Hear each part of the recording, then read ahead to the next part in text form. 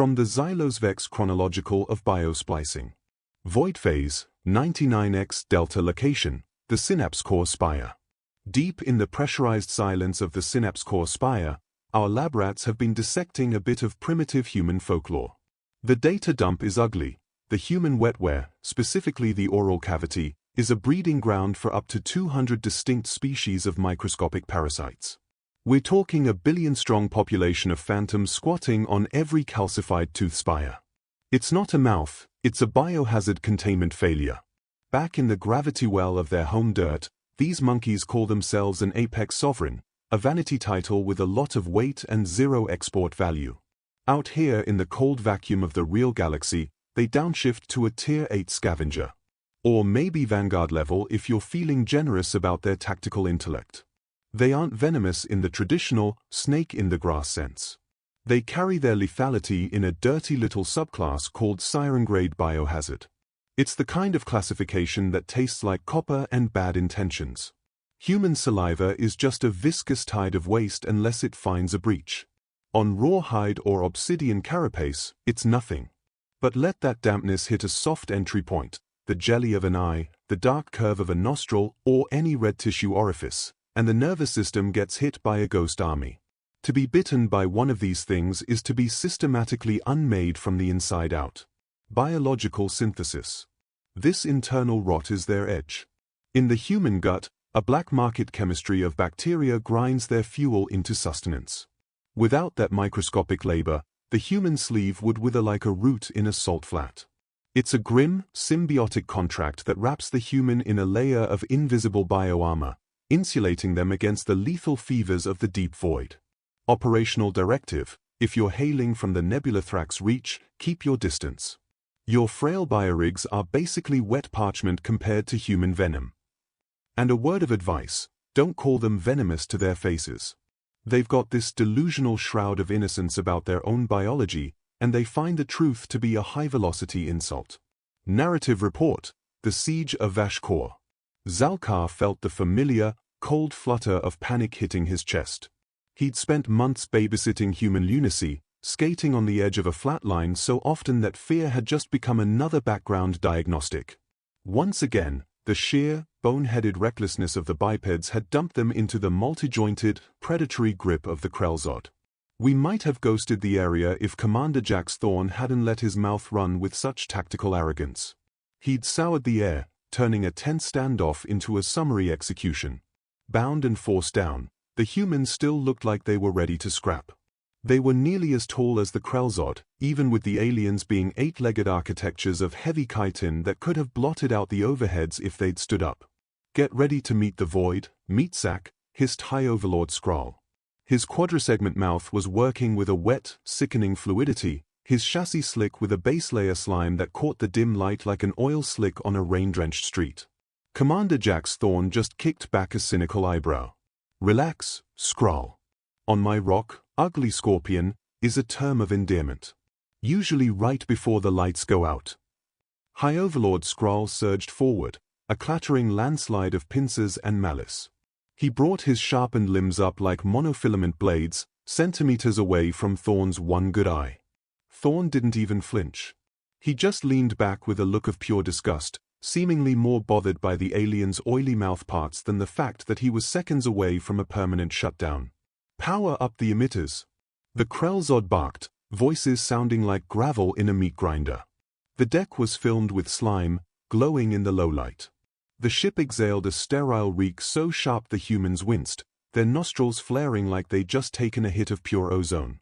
"I'd check your internal sensors before you pull that trigger," Thorne said, his voice as dry as a desert wind, even as the muzzles of Novapulse emitters locked onto his skull. The Krell-Zod let out a series of wet, clicking laughs. "A captive doesn't get to run the sim, human." "You sure about that?" Thorne's voice had that edge. Zalkar knew the play. He was watching the construction of a high-stakes lie, brick by cynical brick. "Do you have any idea what kind of biological nightmare you're poking?" Thorne asked, his tone dropping into a dark, sepulchral register. "Your biology is just more meat for the grinder. Keep telling yourself that," the human shot back. "If you understood the firewalls we've got inside us, You'd be clawing through the hull just to get away from the splash zone. And why should I tremble at a caged animal? The creature asked, preening in its own cruelty. Because, Thorne whispered, if the mood strikes me, I'll snap these irons like cheap plastic and use the shards to rearrange your internal organs. A chorus of clicking derision followed.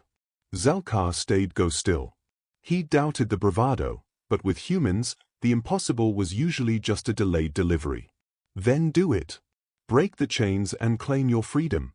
The Overlord's mandibles twitched in a spasm of amusement. I'm going to savor your ending. Then I'll take your crew down to the dark levels. I'll unspool them, nerve by nerve, and record the soundtrack of their screaming. Fatal error. Zalkar saw Thorne's eyes narrow into two slits of cold, blue kinetic energy. A scream, jagged and raw, cut through the deck noise. Zalkar recoiled as the guards scrambled toward their commander, who was already down, pinned under the heavy, focused weight of Thorne's knees. High Overlord Skrull was a wreck on the deck. Thorne had used his teeth to rip a jagged chunk of carapace right out of the alien's shoulder. As they hauled the commander back, a cocktail of human spit and alien slime smeared his chin. Where the two fluids mixed, the chemistry turned violent. Steam hissed up in a gray, caustic cloud. The Overlord, a moment ago a god, was now just a thrashing pile of agony. He was clawing at his own armor with frantic, uncoordinated limbs. Steam geysered from his pores as the acidic human spit tore through the basic pH of his own protective coating. The fire! It's inside the system! He screamed. The wound turned into a bruised, angry mess of necrotic crimson. Even Thorne looked a little stunned as the Overlord wallowed in the shadows, his flesh darkening like meat in a microwave. The corruption was moving with high-speed efficiency. In a final, desperate act of tactical luck, another human spat. The projectile hit a guard square in the faceplate. The creature reared back, a howl of digitized pain escaping its throat as steam coiled off its carapace like smoke from a burnout. The ship turned into a hall of mirrors and high-octane madness. The Overlord's armor was wilting, blackening as if it had been hit with a blowtorch. In the chaos, a human grabbed a Nova Pulse emitter and severed their chains in a blinding flash.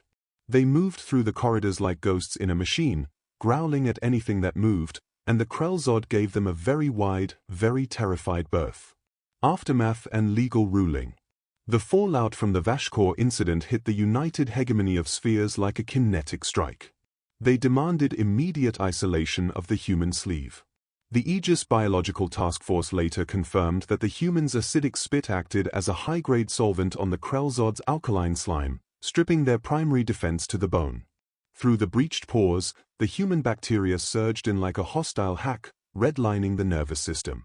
The Krell-Zod eyes, which needed that slime to function, were burned out, allowing the infection to seat itself directly in the brainstem.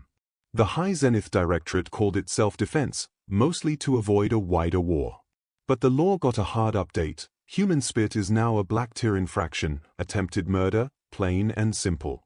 Any human in a high-sec block now has to wear a Vex mesh muzzle, a wire cage meant to contain their venomous output.